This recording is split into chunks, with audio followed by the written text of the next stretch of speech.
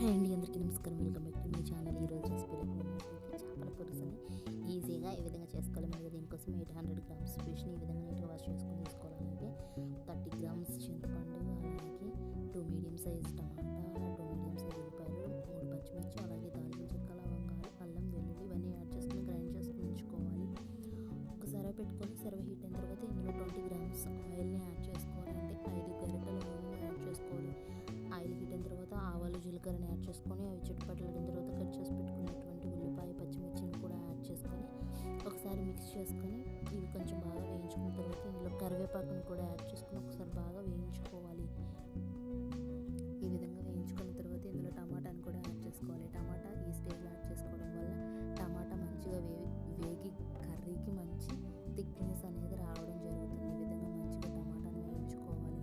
ఈ విధంగా టమాటాని మంచిగా వేయించుకున్న తర్వాత ఒకసారి బాగా మిక్స్ చేసుకొని ఇందులో ముందుగా మనం గ్రైండ్ చేసి పెట్టుకున్నటువంటి మసాలా పేస్ట్ని ఇందులో యాడ్ చేసుకొని ఒకసారి బాగా మిక్స్ చేసుకోవాలి.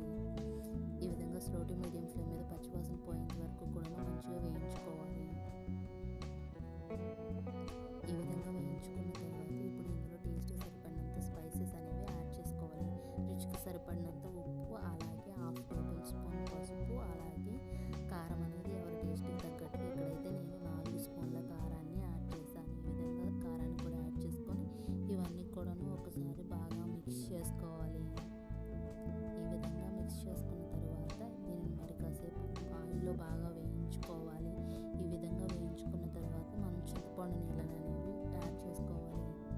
ఈ విధంగా చింతపండు నీళ్ళని కూడా యాడ్ చేసుకోవాలి. ఒకసారి బాగా మిక్స్ చేసుకోవాలి.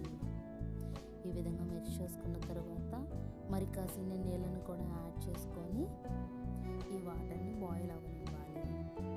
ఇప్పుడు కర్రీ మసాలా కోసం ఒక ప్యాన్ పెట్టుకొని అందులో ధనియాలు, జీలకర్ర, మెంతులు, జీలకర్ర ఇవన్నీ కూడా యాడ్ చేసుకొని దాల్చిన చెక్క, కొబ్బరి ఇవన్నీ కూడా యాడ్ చేసుకొని ఒకసారి స్లో టు మీడియం ఫ్లేమ్ మీద పచ్చివాసన పోయేంత వరకు మంచి సువాసన వచ్చేంత వరకు కూడా బాగా వేయించుకోవాలి.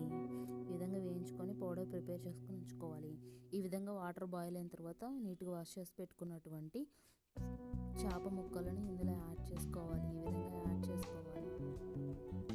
ఈ విధంగా యాడ్ చేసుకున్న తర్వాత ఇంకా చేప ముక్కలన్నింటినీ కూడా యాడ్ చేసుకొని ఒకసారి చేప ముక్కలు అనేవి చితికిపోకుండా ఈ విధంగా ఒకసారి బాగా మిక్స్ చేసుకోవాలి. ఒకసారి మాత్రం ఈ విధంగా మిక్స్ చేసుకొని మూత పెట్టుకొని 5 to 6 మినిట్స్ పాటు హై ఫ్లేమ్ మీద ఉడికించుకోవాలి. ఈ విధంగా ఉడికించుకున్న తర్వాత ఒకసారి అలా మిక్స్ చేసుకోవాలి. ఈ విధంగా మిక్స్ చేసుకున్న తర్వాత ముందుగా మనం గ్రైండ్ చేసి పెట్టుకున్నటువంటి పౌడర్ని యాడ్ చేసుకొని ఒకసారి మిక్స్ చేసుకోవాలి. పైన అలా మిక్స్ చేసుకొని మూత పెట్టుకొని హై ఫ్లేమ్ మీద 3 to 4 మినిట్స్ పాటు, స్లో ఫ్లేమ్ మీద 2 మినిట్స్ పాటు ఉడికించుకోవాలి. ఈ విధంగా మిక్స్ చేసుకొని మూత పెట్టుకొని ఈ విధంగా ఉడికించుకోవాలి. ఫైనల్గా ఇష్టం ఉన్న వాళ్ళు కొత్తిమీర యాడ్ చేసుకొని దించేసుకుంటే సింపుల్గా టేస్టీగా చేపల పులుసు అనేది రెడీ అవుతుంది. ఇది మార్నింగ్ చేసుకొని ఆఫ్టర్నూన్ సర్వ్ చేసుకుంటే ఎంతో టేస్టీగా ఉంటుంది. అలాగే ఈ వీడియో కనుక మీకు నచ్చినట్టయితే లైక్ చేయండి, షేర్ చేయండి, కామెంట్ చేయండి, సబ్స్క్రైబ్